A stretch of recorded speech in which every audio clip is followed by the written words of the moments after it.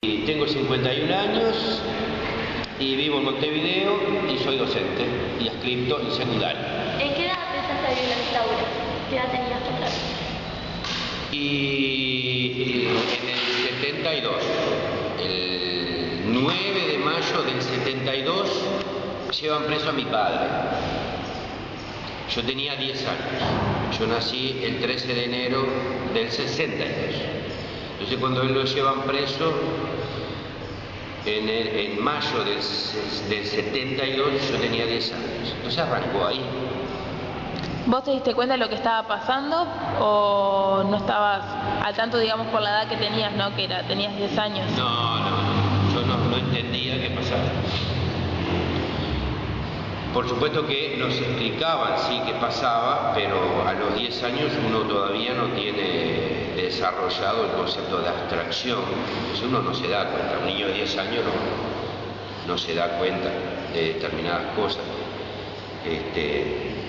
No, yo me acuerdo, hay una anécdota que termina siendo graciosa, yo la veo desde un punto de vista graciosa, pero a veces no es tan graciosa. Yo tenía un revólver, un disfraz de cowboy tenía yo. Y tenía un disfraz de cowboy que tenía cananas y 2 pistolas, ¿no? Para jugar. Y también un día me regalan una metralleta, esas que hace trrr, trrr. Claro que suena. Claro. Entonces cuando van a buscar a mi padre, los militares, yo veo que lo ponen en un rincón, lo sientan en un rincón, mirando el rincón, y 2 militares con ametralladoras lo apuntan a él, mientras los otros revolvían la casa. Y yo andaba ahí en la vuelta. Sí. Y yo miraba las ametralladoras de los milicos y me concentré en la ametralladora y yo decía, qué lindo sería que la dispararan. Así yo escuchaba cómo sonaba. Presentate primero. Una pregunta. Bien, yo soy Guillermo Chiribao, soy abogado, estudié en la Facultad de Derecho de la Universidad de la República. Actualmente soy consejero por el orden de egresados, por una agrupación de egresados que se llama CGU. Yo entré a facultad en el año 79, es decir, en plena dictadura, y bueno, en los primeros tiempos actividades gremiales, políticas no existían porque estaba prohibido por el gobierno de facto, por la dictadura, y es recién en el año 80, cuando se da el plebiscito del sí y el no, del intento de reforma constitucional que hicieron los militares, que empieza a aparecer un poco una actividad social, digamos, gremial, en algunos casos partidaria, y en la universidad más o menos alrededor del año 82 empieza algún tipo de movimiento estudiantil que básicamente congregaba a todos los estudiantes de todo el espectro político, social. Había militantes políticos, había militantes de organizaciones sociales, de organizaciones religiosas, que se congregaban con un fin muy concreto, muy común, que era en ese momento luchar contra la dictadura y tratar de reimplantar en la Universidad de la República la autonomía que se había perdido y de instaurar el cogobierno, que es lo que hoy nosotros conocemos como el cogobierno estudiantil, de acuerdo a la ley orgánica de la universidad que existía en forma previa a la dictadura, con un gobierno elegido por los egresados, los estudiantes y los docentes. Ahí fue que, aplicando algún tipo de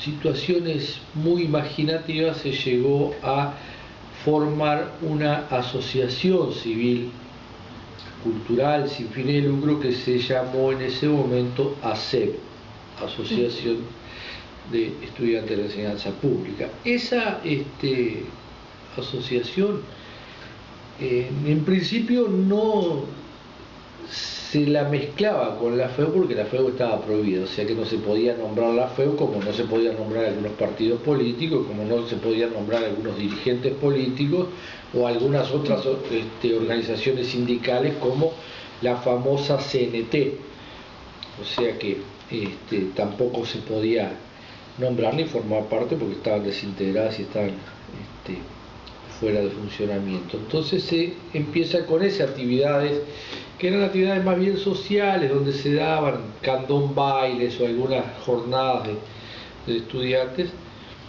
y que fue dando paso a que se fueran congregando en cada facultad estudiantes que eran los que estaban más, digamos, politizados o que tenían un poco más de tendencia a las tareas gremiales o políticas. No eran todos, ni mucho menos, pero en sus momentos esa forma de ir congregándose llevó a que se fueran formando agrupaciones estudiantiles. En este caso nosotros en el año 83 fundamos la Corriente Gremial Universitaria, que participamos al principio durante unos cuantos años en lo que se denominaba la ACEP y ACEP-FEU.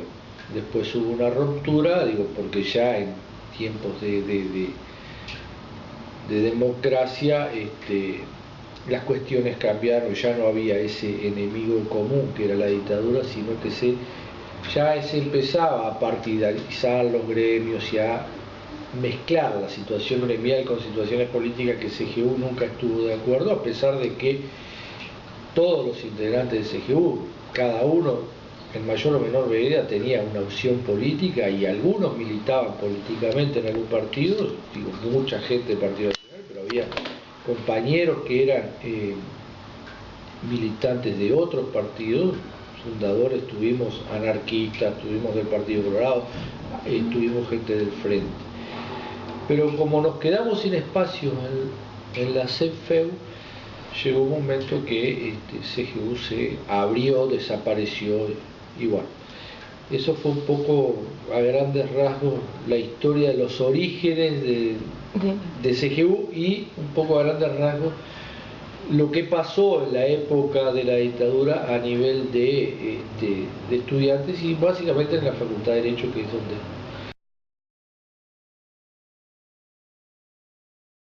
¿Qué sensación se te despierta cuando hablas de este tema? ¿Qué sentís? Claro, hasta hace un tiempo atrás, hasta hace unos 5 o 6 años, yo no podía hablar de este tema, porque me ponía a llorar. Sí. Me ponía a llorar. Lo que pasa es que se dieron distintas situaciones. Mi madre en el 80, que yo les iba a traer y me olvidé que íbamos a hacer esto, le iba a traer un recorte de diario donde aparecen los nombres de mis padres. Mi padre era Tucumán, parecía el MLN. Pero mi madre no. Y a mi madre mi padre estuvo preso del año 72, de mayo del 72 hasta el 85. Salió cuando salen todos los meses, cuando terminó. Y a mi madre la llevan presa en el 80, antes del plebiscito del 80. Sí. Ahí hay un plebiscito que la dictadura quiere imponer una constitución Para reglamentar la dictadura, para implantar ya el régimen, como había hecho Pinochet en Chile. Y bueno, y a mi madre la llevan presa unos días antes del plebiscito del 80. No sé si fue el 30 de noviembre, ese plebiscito. La llevan presa unos días antes, acusándola de querer, ¿cómo era? Dinamitar o meter bombas en el mundialito, porque en eso, claro, se realizó un mundialito. Se hizo un mundialito acá. Como celebración de lo que pensaban ellos que iba a hacer. Ahí va. Entonces a mi madre la llevan presa y la tienen 6 meses. diciembre, enero, febrero, marzo, sí, 5 o 6 meses. Y bueno, esa parte es la que me pone muy triste, porque mi madre nunca fue un ser político. Se la llevaron en cana y los milicos le dieron palo y le hicieron mucho mal. Eso es lo que más me duele. A mi viejo también lo cagaron a patada y lo torturaron. Pero estaban las reglas de juego para mi viejo. Él pensaba que le podía pasar eso. Ya estaba sujeto a esa posible realidad. Claro, quizás no se imaginaron que, porque si vos hablas con gente que estuvo en cana, no pensaban que iban a estar 13 años, 14 años en cana como estuvieron. Claro. Pensaron que iban a estar un par de años ya. Pero lo que más me duele frente a la pregunta esa es la situación de mi vieja. Porque después de esa vez nunca quedó bien ella del todo. Quedó con una secuela ahí. Yo estuve militando. Bueno, en esa época no era nada fácil, digo, porque las reuniones estaban prohibidas, había mucha represión, mucho control por parte del gobierno sobre las actividades gremiales o políticas o sociales, y se hacía difícil la militancia, digo, porque hubieron muchos compañeros que más de una vez estuvieron presos o estuvieron declarando, digo, que no fueron los que llevaron la peor parte, porque la dictadura ya venía de antes y provocando bastante problemas al pueblo uruguayo, ¿no? ¿Y cómo hacían para reunirse? ¿Para militar o para...? Bueno, básicamente nos reuníamos, en esa época nos reuníamos en casas de familia. Digo, CGU, por ejemplo, digo, éramos la gran mayoría de gente del interior. Entonces vivíamos en apartamentos de gente que básicamente éramos todos del interior, o en alguna casa o por ahí, a veces nos encontramos en alguna casa de la zona balnearia, la Costa de Oro, de algunos de los muchachos, básicamente los de Montevideo, que tenían alguna casa, siempre íbamos y nos reuníamos, que no es nada diferente a lo que pasa ahora con los militantes estudiantiles, es decir, se va dando toda un relacionamiento básicamente de amistad, pero en esa época sí se trataba de ir muy lentamente y con algún cuidado que otro de reunirse en casa de familia, cuestiones de eso, hasta que después se pudo libremente reunirse y sin.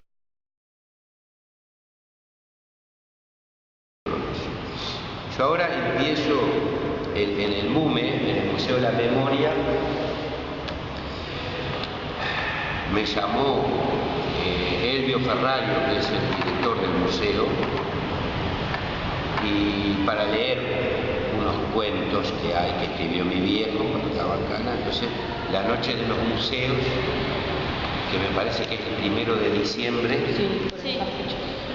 vamos a ir a leer con mi hermana al museo. Y después yo voy a leer poesía también en el Museo de la Memoria.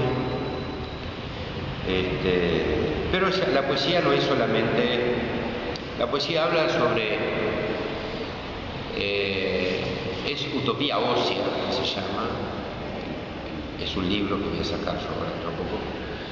Y tiene que ver con los desaparecidos. Por eso la utopía, ocio, de los huesos, toda una relación de cosas que se me ocurrió escuchando unas noticias sobre España hace relativamente poco, un año más, que encontraron en una fosa común muchos cadáveres, y encontraron, uno de los cadáveres era de una mujer, y encuentran junto a ese cadáver un anillo. Lo hacen público el anillo y claro, y es muy interesante porque aparece la hermana de esa muchacha que estaba desaparecida, diciendo que ella tenía ese anillo, dijo, no era un anillo. Dice, las dos nos compramos unas caravanas y yo me lo quedé como caravana y ella se lo hizo anillo. Entonces mostró lo otro que ella tenía que era igual a eso, que era artesanal, que no había dos en el mundo. Entonces a partir de ahí yo empecé a escribir sobre ese tema. Y bueno, me parece que escribir hace bien, te ayuda a sobrellevar el dolor, ¿no? Está bueno, porque hay cosas que se te instalan en la vida, ¿me entendés? Como puede ser... cosas que no las puedes expresar hablando y capaz que... Claro, escribiendo sí. Te dejas ser más que cuando hablas. Capaz Sí. que cuando hablas te reprimís un poco más. Sí, no. Se reprimía. ¿Sentían a veces alguna persecución de los militares en algún tema de esos?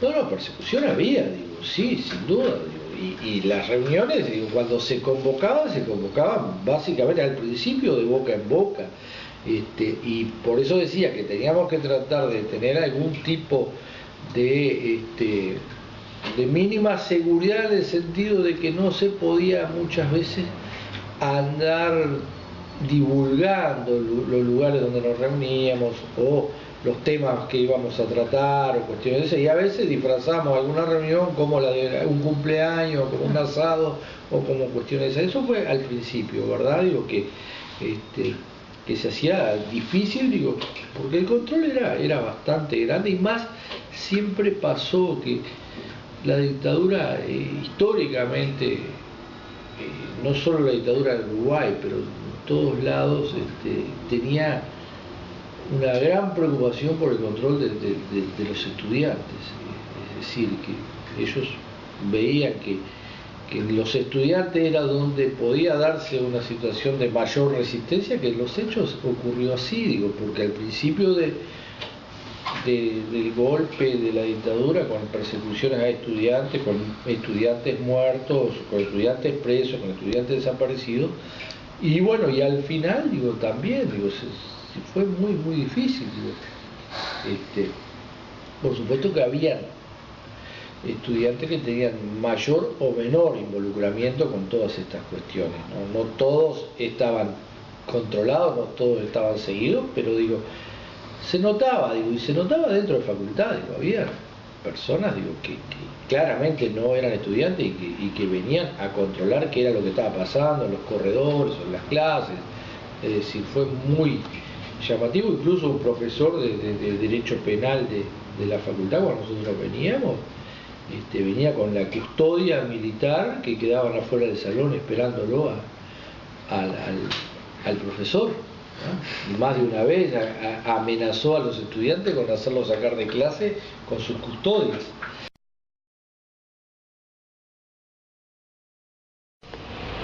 ¿Cómo lo respiraba? ¿Cómo era que se manejaba la gente?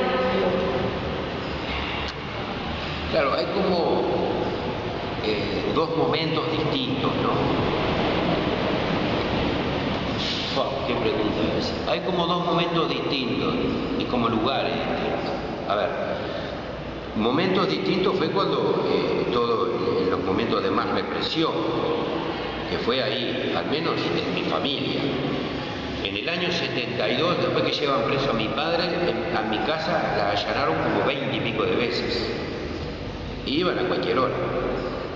Allanar quiere decir que te golpeaban tu casa y si no abrían la echaban abajo y entraban 30, 40 milicos, revolvían todo y se iban. Es una de las características de los gobiernos así dictatoriales, es basarse en el miedo, ¿no? Buscar un enemigo e implantar el miedo bajo distintas formas. Dale. Mi nombre es Mónica Franco y tengo 43 años. En la época de la dictadura yo tenía 6 años y yo lo viví muy de cerca porque mi padre fue preso político. Me acuerdo como si fuera hoy el día que se lo llevaron, que fue la policía en mi casa. Él se iba a trabajar, se fue a las 6 de la mañana y yo dormía, nosotros dormíamos en un cuarto con mis padres, yo y mi hermana que tiene 2 años más que yo. Tenía 5 y mi hermana tenía 7. Y golpearon la puerta fuerte, nos tiraron la puerta abajo y entraron, y cuando yo me desperté estaba lleno de policías apuntándonos con metralladoras. Todos, lo menos 10 policías parados, arrodillados, apuntándonos, a mí, a mi hermana y a mi madre, porque mi padre no estaba, sabía trabajar. Y me acuerdo, uno estaba parado con una carpeta preguntándonos los datos, dónde estaba, todo. Mi padre lo fueron a buscar y había otro operativo en el trabajo de él, igual que el que lo estaban haciendo nosotros. Se fueron los policías, quedó una guardia a la puerta de mi casa, y de ahí no supimos más nada de mi padre por 3-4 meses, no se sabía dónde estaba. Mi madre lo buscaba, iba a averiguar, no sabían nada, lo único que se supo es que se lo llevaban del trabajo y nada más. Hasta que nos vinieron a avisar a los 4 meses que estaba en el Boy Soranza, estaba detenido, que mi madre lo fue a ver por primera vez. Y después, al mes recién, fuimos yo y mi hermana, que fue un shock verlo porque estaba esposado, pelado, flaco, mal. No me acuerdo, era chica, pero no me acuerdo. Y después de ahí lo trasladaron al penal de Libertad. Tuvo 4 años, casi 4 años preso. Y el tema de las visitas era cada 15 días la esposa y cada 15 días los hijos. O sea, tenía 2 visitas al mes.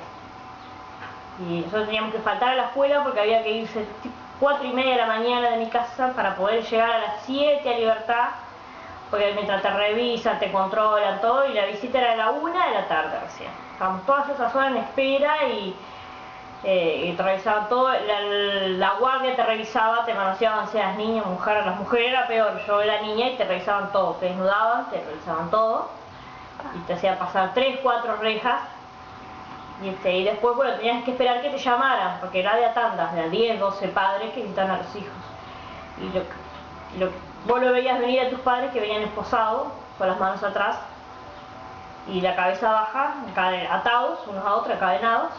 Y bueno, teníamos un patio ahí que teníamos una visita, no sé cuánto sería el tiempo, pero sería 1 hora, 1 hora y media más de eso, no era el tiempo que estábamos ahí. Y muchas veces lo que nos pasaba, que te llamaban familiares de Franco, vos ibas a la cola, entraban solo los niños, ¿no? Mi madre tenía otro día para la visita, no era el mismo día. Y ibas y de repente te encontrabas con un preso que no era tu padre, que lo hacían por gusto. Entonces vos te quedabas con la amargura de no era tu padre, y a tu padre le pasaba lo mismo porque se encontraba con hijos que eran de él. Entonces había 2 familias que quedaban por un mes sin visita, porque ya no te volvían a repetir la visita. Y también la imagen de verlo pelado, flaco siempre, con mameluco, y así tuvimos 3 años. Y después todo lo que conlleva el tener un preso político, la discriminación que te hace la gente, por miedo, por no vincularse, por todo eso. Es complicado. Por suerte a mi madre le dieron el lugar en el trabajo donde estaba mi madre no trabajaba, le dieron un lugar para que ella fuera a trabajar, y de esa manera nos pudo mantener, porque aparte de mantener la casa, a mí y a mi hermana que éramos chicas también había que llevar el surtido a él. Entonces fue una época muy difícil. ¿Qué tipo de discriminación te hacían? Y por ejemplo la gente te discriminaba a los familiares, muchos familiares no fueron más a mi casa, no fueron por ejemplo por parte de padre, nadie más nos visitó, solamente nos quedamos por parte de mi madre, porque nosotros vivíamos en el fondo de la casa de mi abuela, y fueron los que nos dieron una mano, que nos cuidaban. Mi abuela nos cuidaba cuando mi madre se iba a trabajar, nos daban la comida para ir a la escuela, y yo y mi hermana estábamos solas todo el día. Yo tenía 5 y mi hermana tenía 7. Nos levantábamos, teníamos que hacer la cama, teníamos que barrer, le llevábamos la comida que mi abuela nos calentara, la que mi madre nos dejaba, que no es como ahora microondas, la comida hay que recalentarla. Y de ahí nos íbamos a la escuela, y después veníamos con otros amigos caminando, y mi madre llegaba como a las 6 de la tarde a casa. ¿Y a la escuela? Y en la escuela la maestra de primero, por ejemplo, cuando mi madre le fue a decir que nosotros teníamos la visita, que yo iba a faltar un viernes por mes porque tenía que ir al penal, la maestra le dijo que a ella no le importaba, que a mí me iba a poner la falta, porque lo que había hecho mi padre, mala suerte, que ella, si yo no venía a clase, la falta me la tenía que poner, no le importaba el motivo de la falta.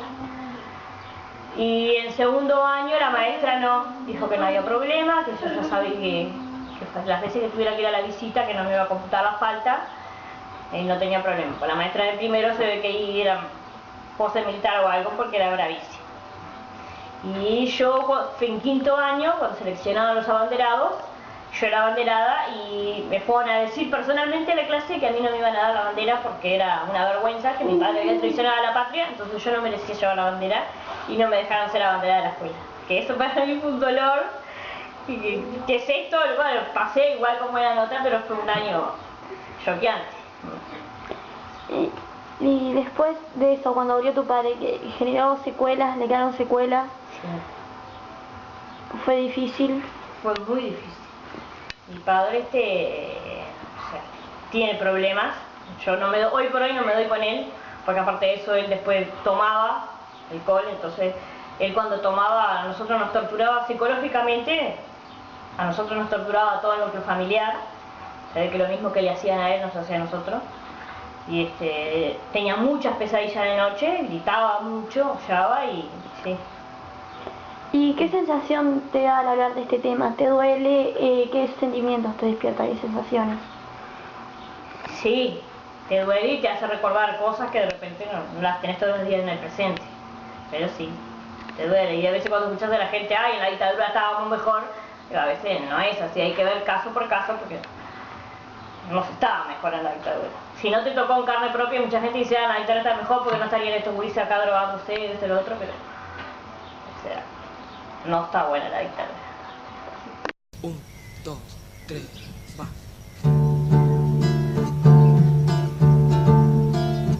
Volverá la alegría a enredarse con tu voz, a medirse en tus manos y a apoyarse en tu sudor. Borrará duras muecas pintadas sobre un frágil cartón de silencio, y en aliento de murga saldrá a redoblar, a redoblar, a redoblar, a redoblar, a redoblar, a redoblar, muchachos, esta noche. Cada cual sobre su sombra, cada cual sobre su asombro, a redoblar, desterrando la falsa emoción, el el beso fugaz, la mascarita de la fe, a redoblar, a redoblar, a redoblar, a redoblar, a redoblar, muchachos, que la noche nos presta sus camiones y en su espalda de balcones y zaguán nos esperan otros redoblantes, otra voz, harta de sentir la mordedura del dolor. A redoblar, muchachos, la esperanza, que su latido insista en nuestra sangre para que esta nunca olvide su rumbo, porque el corazón no quiere entonar más retiradas, porque el corazón no quiere entonar más retiradas, porque el corazón no quiere entonar más retiradas, porque el corazón no quiere entonar más retiradas, porque el corazón no quiere entonar más